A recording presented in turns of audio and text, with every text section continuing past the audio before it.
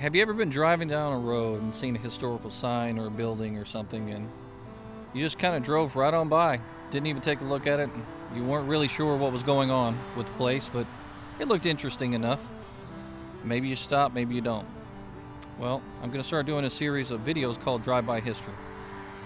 Small videos for you to be able to take a look at, listen to the history about these places, and you may not be able to get out to them because of where they're located or the parking situation. Today we're at one such location called Fort Patrick Kelley here in the series of earthworks in Petersburg, Virginia.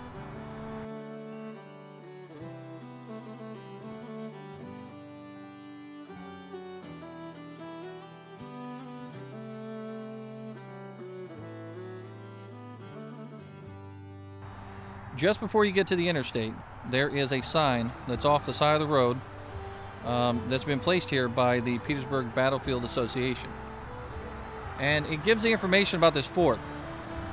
General George Meade had a series of forts built in 1864 to protect the southern end of the Union line. Now, these forts were placed in a series of locations leading up to the attack on the Weldon Railroad, and they were here simply to have troops stationed in case there was an attack or a need for troops, and they would call those troops up from this location.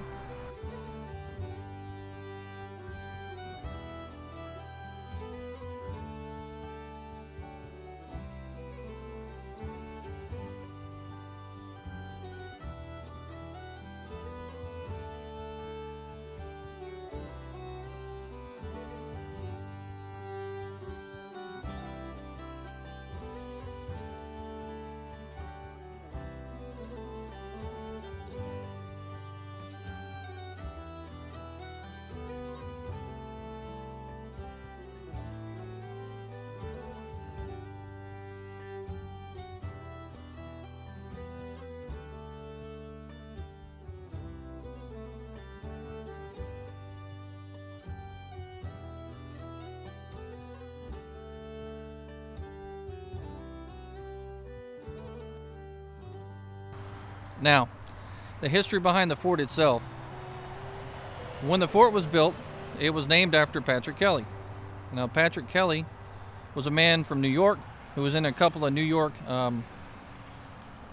units known for the famed Irish Brigade. His last unit was the 88th New York. When he got to Petersburg, on some of the first attacks in Petersburg, he charged out here at one of these locations in downtown Petersburg at a fort, and he was hit by a mini ball and killed instantly. Well, as a result, when they built this fort here, they decided that they were going to name it after Patrick Kelley from the 88th New York. So that's a story about how it got its namesake. I'll take some videos here and let you see what I can get to. Today, there's no way to cross over. I can't get to the other side. The walls are extremely tall, even if I could get to the other side, so scaling it would be basically grabbing onto trees and pulling myself up to the top. It is so large that from Google Maps you can actually see the fortification, and it's inside a densely wooded area, so during the summertime you can't see it very well, but once you get out past that first tree line, you're able to see how huge these walls are. And down below, I'll show you here in a second with the video, there is a thick area of just water that's collected. So it kind of looks like a moat at the bottom of a fort. It's pretty neat to see. So if you ever get a chance out here in Petersburg and you want to look it up, you can look up Fort Patrick Kelley, find it on that Petersburg website, and then prepare to pull off and stop here on the side of the road. There's no parking. It's just a sign and a bunch of grass and dirt. During the winter time it's wet. You might want to have four-wheel drive. This is Drive-By History with History with Waffles.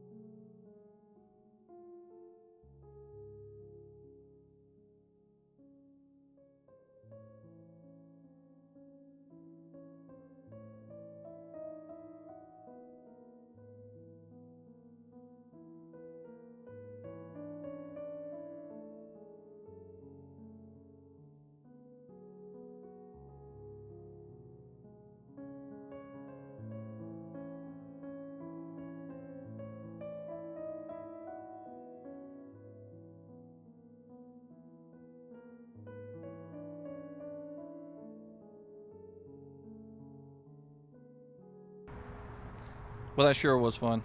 I'm glad I got a chance to pull off here and take a look at this and read up on the history of Fort Patrick Kelley. Until next time, this is History with Waffles with Drive-By History.